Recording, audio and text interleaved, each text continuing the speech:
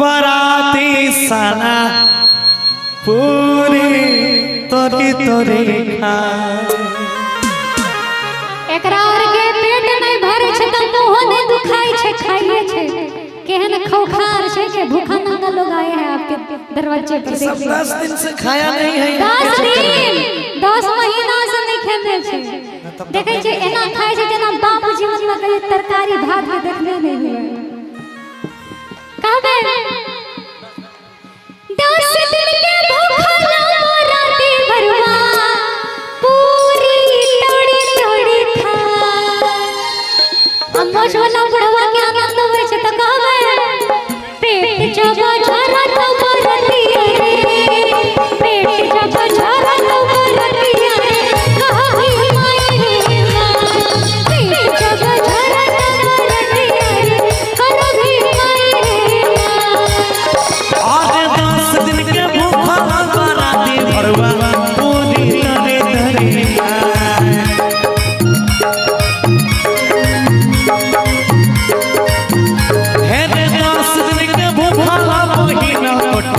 पूरी तरी तरी खाए पेट जब झरा तोरे छिनारा रे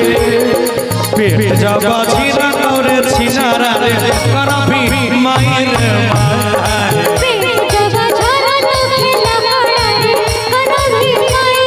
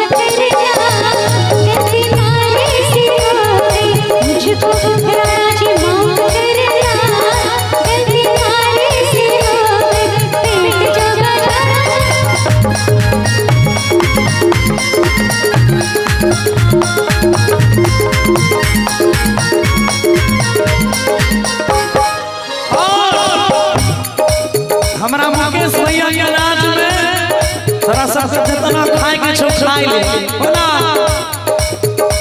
अरे खाई ले बराती रे भग दम भात आरोना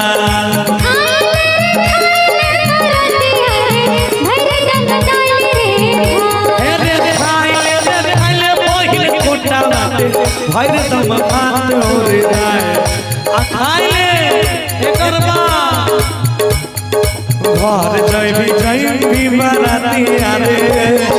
घर जब जैबी बराती रे सब कुछ चाहिए तब घर जब जैबी बराती रे सब कुछ चाहिए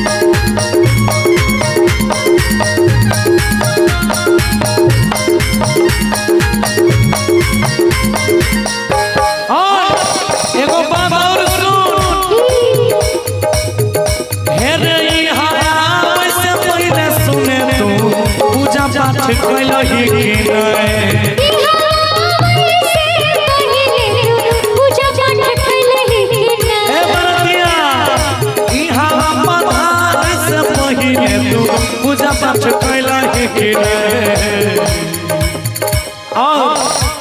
कि हाँ वैसे पहले पूजा पाठ करने रही कि नहीं कि जाए छिए मुकेश देवता के घर में इतने नहीं कि अपना बहिन संग सुतली त अपना बहिन संग सुतली त भोर भोर नहैला कि नहीं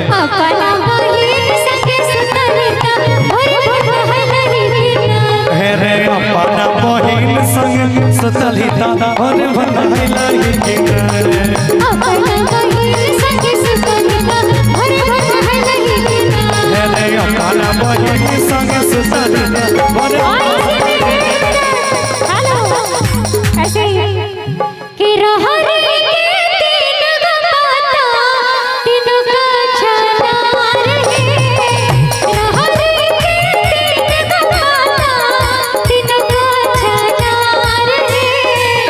बरदिया के 10 गो बहिनिया बरदिया के 10 गो बहिनिया 10 छिना बरदिया के 10 गो बहिनिया 10 छिना बरदिया के 10 गो बहिनिया भैर गाँव में घंटे घंटे बदलई भाता रे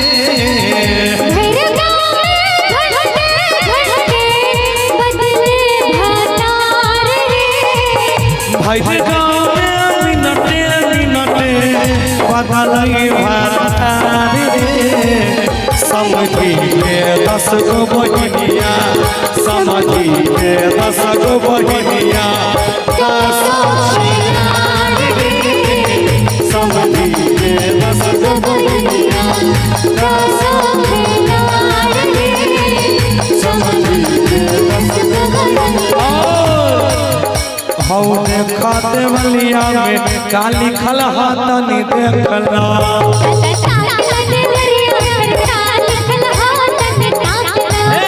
तनी ताकला देवलिया में काली खलहा तनी ताकला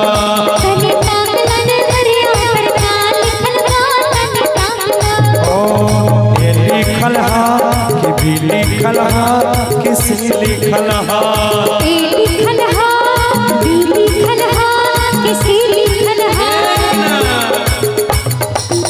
ना ए लिखल है ना बी लिखल है ना सी लिखल है ये लोग को पढ़ने नहीं आता पढ़ेगा कहाँ से उसमें साफ साफ लिखा है क्या लिखा है ई बरतिया के बहिनी छिनार लिखल है तनी देखला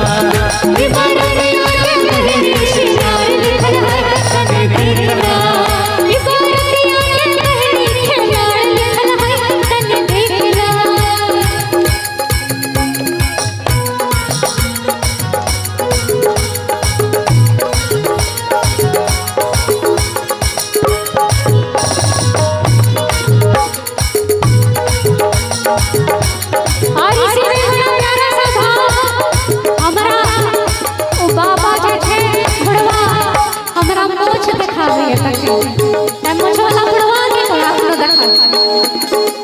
समधी बेटा जन्मावे के सब कैसा समरम बेटा जन्मावे के सब कैसा हरवा बेटा जन्मावे के सब कैसा हरवा बेटा जन्मावे के सब कैसा इधर से नसबंदी करा लो बहुत अच्छा नसबंदी करा लो बहुत अच्छा नसबंदी करा लो बहुत अच्छा समधी मौकी खेला के सब कैसा समधी मौकी खेला के सब कैसा एगो भैंसिया खेला लो बहुत अच्छा एगो भैंसिया खेला लो बहुत अच्छा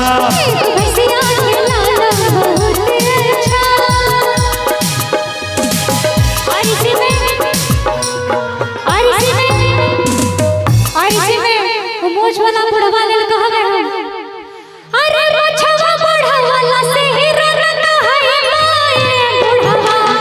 मोछवा बुढ़वा से ही ररत है बुढ़वा अरे बुढ़वा एक बुढ़वा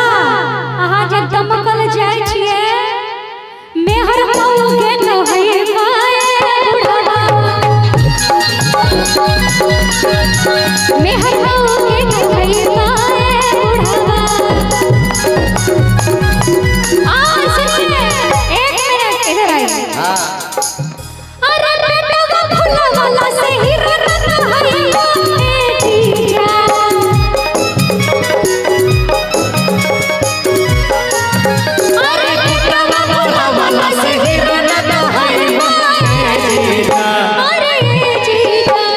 तो भाई से कहैबा ए जीजा तू तो भाई से कहैबा ए जीजा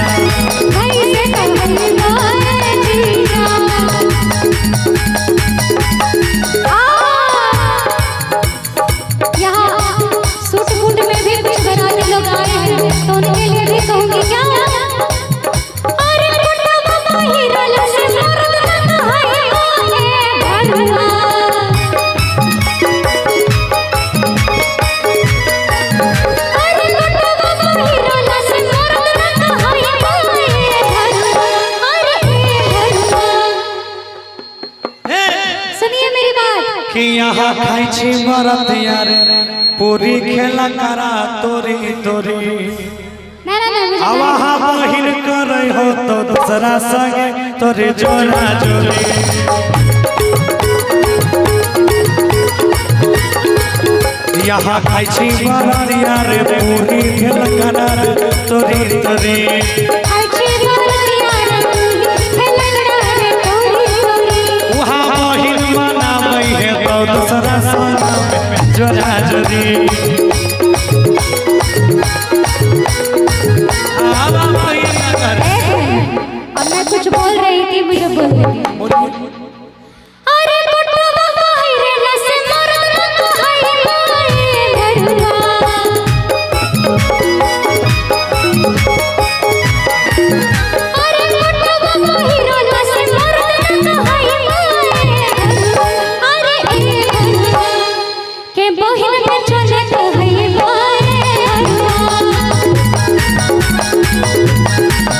बहिन में चले कहई